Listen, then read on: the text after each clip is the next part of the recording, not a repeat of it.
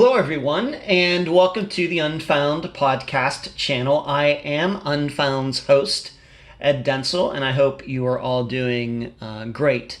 I'm recording this on January 9th, 2021, and as you can see in the title, I'm going to be talking a little bit about the disappearance of Tiffany Daniels in this video. Before I go any further, please like this video, give it the thumbs up. That helps us with the YouTube algorithms. And in addition, if you are not yet a subscriber to the Unfound podcast channel, I hope you will consider doing so. You can also contribute to Unfound at patreon.com/Unfound podcast or at paypal.me/Unfound podcast. Now, before I get started, this is going to be a little difficult to do this the way I'd really like to do it. Because as of January 9th, 2021, when I'm doing this video, the Pensacola Bay Bridge, you see that little red sign there, it has construction on it. I guess nobody can drive across it right now. So that's why when I put in the address of Pensacola State College where Tiffany was last seen, and then I put in Fort Pickens, this is near where her car, SUV, was found, of course, several days later. That's why it takes you on this the long route over there, and it says it takes about 1 hour, whereas I think it's fairly obvious to all of you that if this bridge was open, that you just go straight down here and over, and it might just take 20 minutes or something. This seems, you got to go east, then south, then back west, in contrast to going just down and west. The reason I've picked out these two locations and I've not picked out where Tiffany was living at the time is because this is really where she was last seen. I know that her roommate at the time, Gary Nichols, claims that she might have come home, and he said he was on the phone, if you'll remember that, going back. If you want to re-listen to that episode that I did interviewing Tiffany's mother, Cindy. And of course, Tiffany's disappearance is fairly well known. It was covered on an episode of Disappeared, and in fact, it even has its own Wikipedia page if you'd like to read even more about her disappearance. But Gary said that he thought that she came home, and there's still a big question mark. And on top of everything else, there are people out there who are suspicious of Gary in relation to Tiffany's disappearance. There's some people that believe maybe he has something to do with it. I'm not here to say one way or the other, but being that we're just not sure about that, I'm just going to concentrate on Pensacola State College and this area, Santa Rosa Island, way over here on the west side near the Fort Pickens campground, which is where her vehicle was found. You see this very narrow strip of land right here. Out here is where her SUV was found. Now, you have to remember, going back to that day, there are stories that she got up really early that morning, the day of her disappearance, which might have been unusual for her. That would certainly be unusual for me. Just depends on what your work habits are, work schedule, play schedule, school schedule. But she did go to school, verified being there, and for some reason, she was supposed to work till 5 o'clock, but there is proof that she clocked out at the college at 4:43 p.m. And this is in that time frame that, and then I should say, then what happens is she's never seemingly seen again. Once again, if I'm not sure whether we want to believe the roommate Gary or not. But what happens is several days later, her vehicle is found out here. It is found by someone who happened to know the Daniels family, knew that Tiffany was missing. This person was jogging out here, happened upon her vehicle, and that's how this disappearance got started.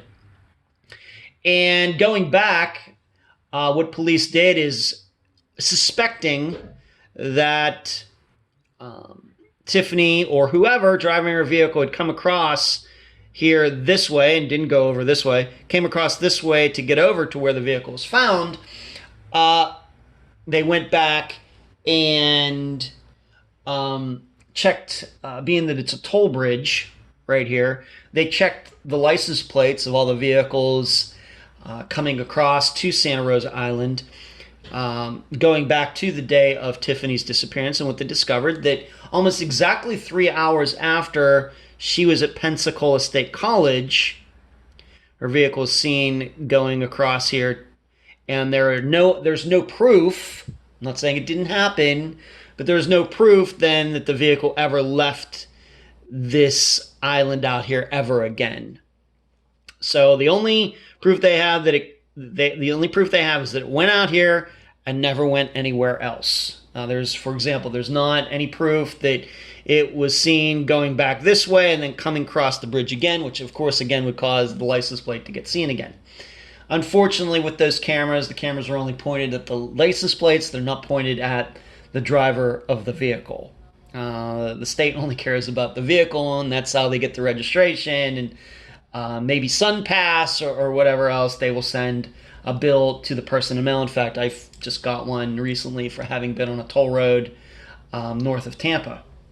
So approximately 3 hours later, her vehicle is seen going across here, and it's presumed it was out there until it was found. And I did not go back and listen to the entire episode, but once again, it was several days that the vehicle sat there.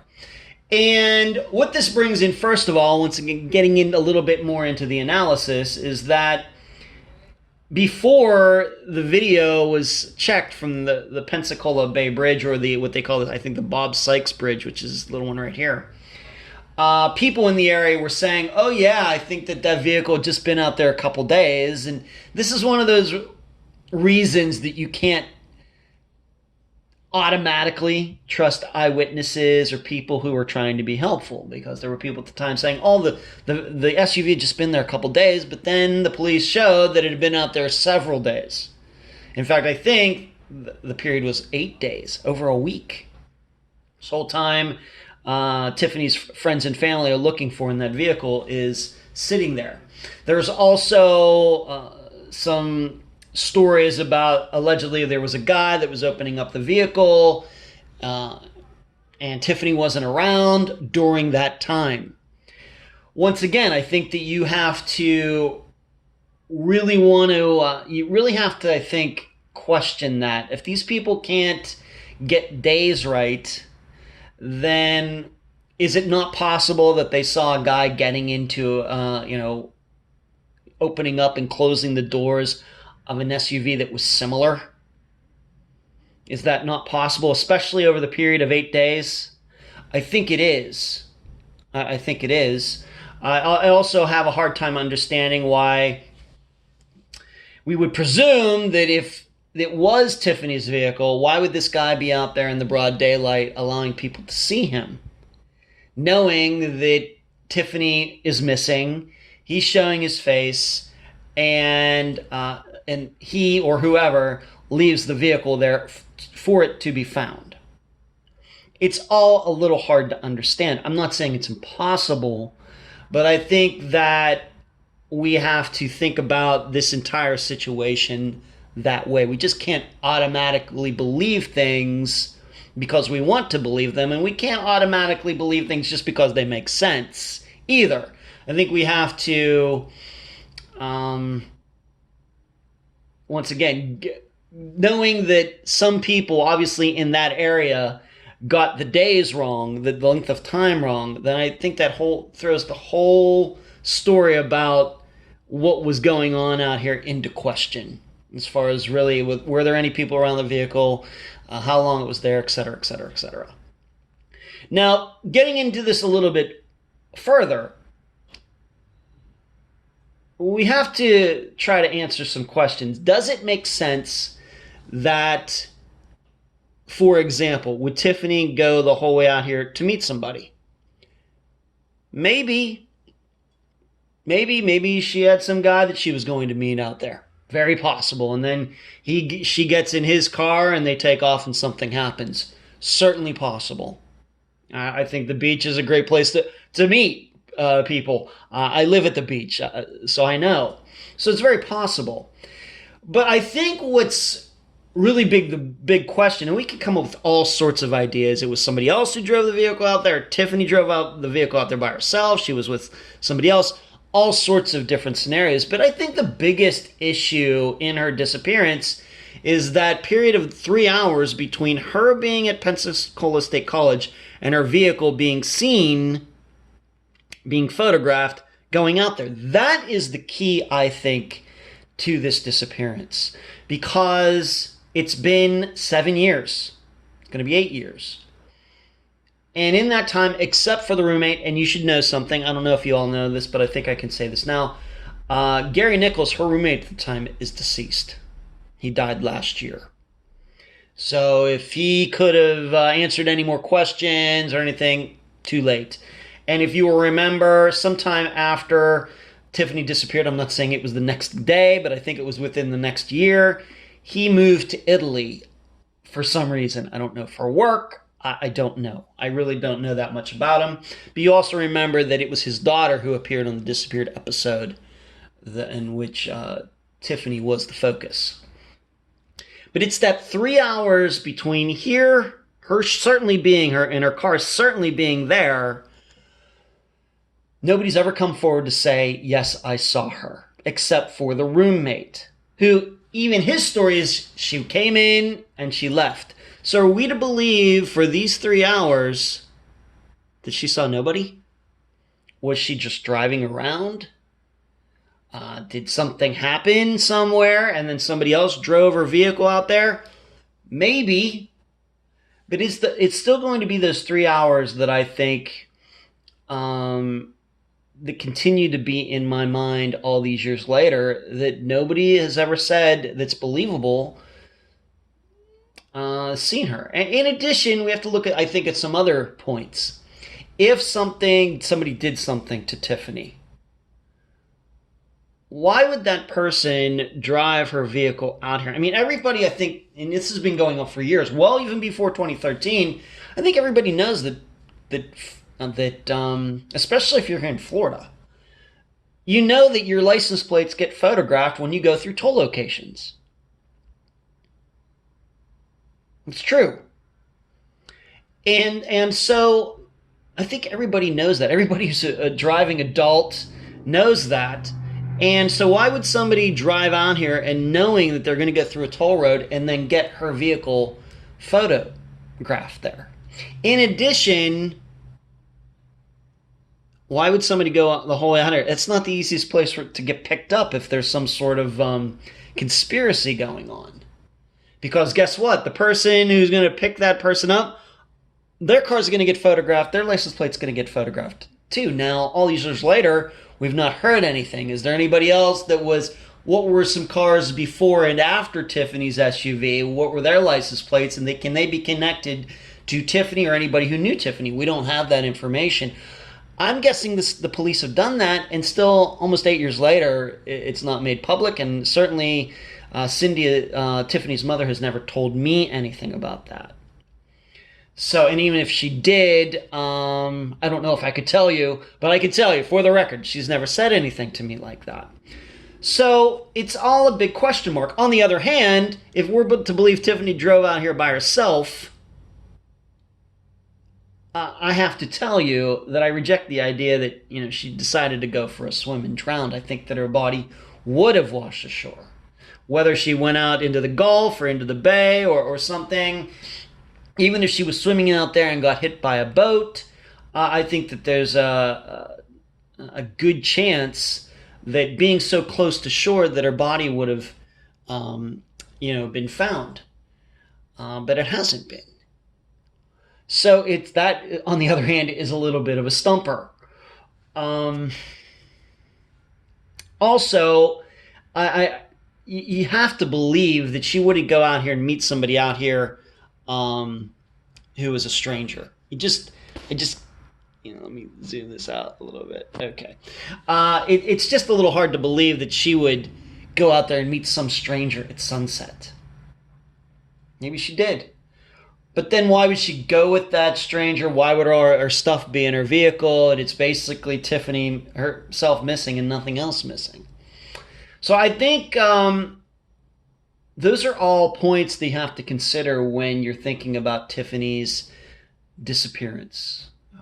Even if she walked off or something, I think that she would have been found. And to go even further, would she really park her vehicle out there and then walk the whole way back?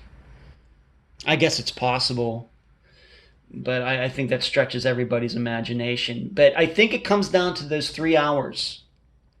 Why did she leave there early? If she did go home, why did she go home? What was she looking for? If we're not going to accept that Gary Nichols did something to her, if we think something else happened, then where did she go after that? Even if she went home, it's still quite a bit of time before her car is seen going out to Santa Rosa Island in the Fort Pickens area of that island on Pensacola Beach. But there you go. That's a kind of a very simple map, but I think the complexity into it has to do with the toll bridge, the toll road, and this area being very isolated. So why would somebody ditch a car there, or why would Tiffany go out there? And how, if she went out there, how did she disappear out there? But it's those 3 hours. I think they're always going to be a big question. Was she just driving around? And why do coworkers, other students, friends, etc., none of them have one story about seeing her, once again, except for her roommate. But even that was just for a few minutes. We also have to remember she disappeared the day after her boyfriend moved to another state. That might figure into all of this as well.